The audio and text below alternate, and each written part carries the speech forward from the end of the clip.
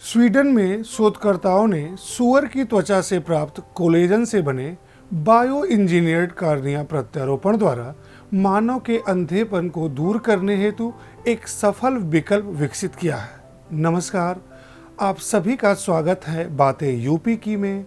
आप देख रहे हैं पीसीएस नामा और मैं हूं राघवेंद्र सिंह। आज हम जानेंगे कि कार्निया क्या होता है, इसके क्षतिग्रस्त होने से मानव में क्या समस्या उत्पन्न होती है तथा इससे जुड़े अन्य महत्वपूर्ण पहलुओं के बारे में भी हम आपसे चर्चा करेंगे। तो हम बात शुरू करते हैं कार्निया से। तो कार्निया आँख के सामने की स्पष्ट बाहरी परत है। कार्निया आँख को प्रकाश केंद्रित करने में मदद करता है ताकि व्यक्ति स्पष्ट रूप से देख सके। दुनिया भर में अनुमानित 12.7 मिलियन लोग अपने कार्निया, जो कि आँख की बाहरी पारदर्शी परत होती है, के क्षतिग्रस्त या रोगग्रस्त होने के कारण अंधे हैं। दृष्टि पुनः प्राप्त करने का उनका एकमात्र तरीका मानवदाता से प्रत्यारोपित कार्निया प्राप्त करना है, लेकिन 70 में से सिर्फ एक मरीज का कार्निया ट्रांसप्लांट हो पाता है।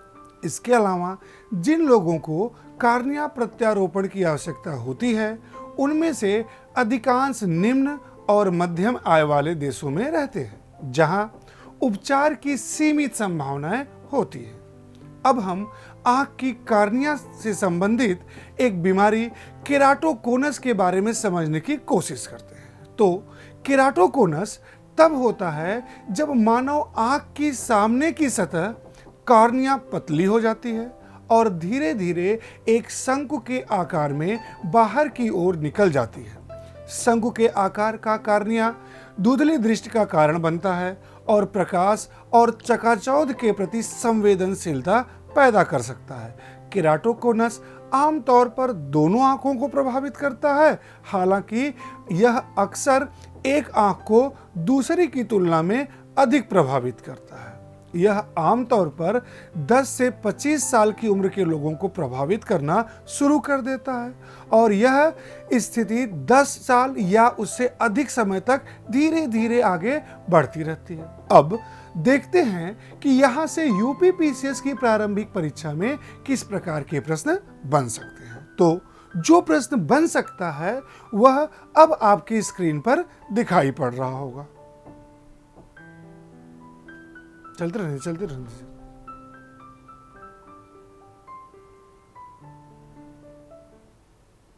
यहां से जो दूसरा प्रश्न बन सकता है वह अब आपकी स्क्रीन पर दिखाई पड़ रहा होगा।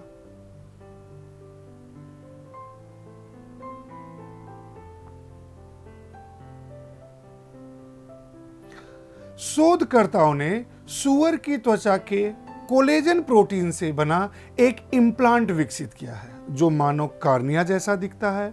एक पायलट अध्ययन में प्रत्यारोपण ने रोगग्रस्त कार्निया वाले 20 लोगों की दृष्टि बहाल कर दी, जिनमें से अधिकांश प्रत्यारोपण प्राप्त करने से पहले अंधे थे। शोधकर्ताओं के नेतृत्व में संयुक्त रूप से अध्ययन नेचर बायोटेक्नोलॉजी नामक जर्नल में प्रकाशित किया गया है। मानव कार्निया के प्रत्यारोपण के विकल्प के रूप में बायो इंजीनियर्ड इम्प्लांट प्रदान करके कार्नियल ब्लाइंडनेस और कम दृष्टि से पीड़ित लोगों के लिए आशा की किरण उत्पन्न की है, जो उन देशों में दुर्लभ है जहां उसकी सबसे अधिक आवश्यकता है। कार्निया में मुख्य रूप से प्रोटीन कोलेजन होता है। मानव कार्निया का विकल्प बनाने के लिए शोधकर्ताओं ने सूअर की त्वचा से प्राप्त कोलेजन अणुओं का उपयोग किया, जो अत्यधिक शुद्ध थे और मानव उपयोग के लिए अनुकूल परिस्थितियों में उत्पादित किए गए थे।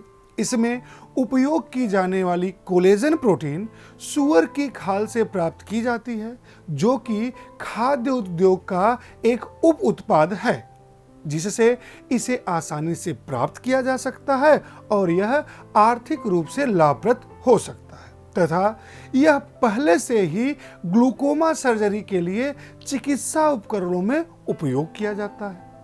अब देखते हैं कि यहाँ से यूपीपीसीएस की प्रारंभिक परीक्षा में किस प्रकार के प्रश्न बन सकते हैं। तो जो प्रश्न बन सकता है वह अब आपकी स्क्रीन पर दिखाई पड़ रहा होगा।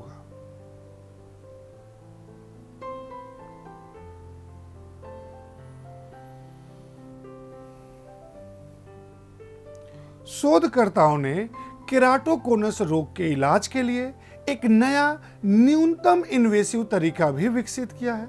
केराटोकोनस रोग में कार्निया इतना पतला हो जाता है कि इससे अंधापन हो सकता है।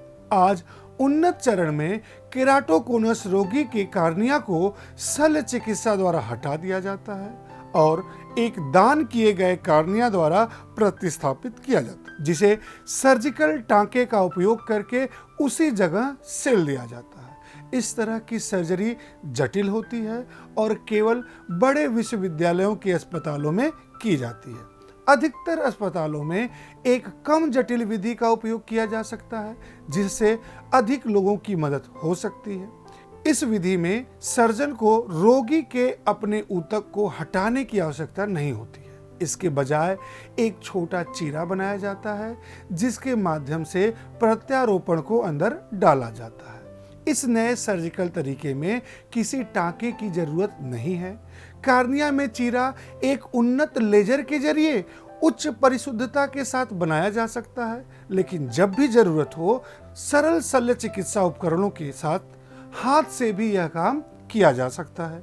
इस विधि का पहले परीक्षण सुअरों पर किया गया था और यह पारंपरिक कार्निया प्रत्यारोपण की तुलना में आसान और संभावित रूप से सुरक्षित है। शल्य चिकित्सा पद्धति और प्रत्यारोपण का उपयोग ईरान और भारत में सर्जनों द्वारा किया गया था।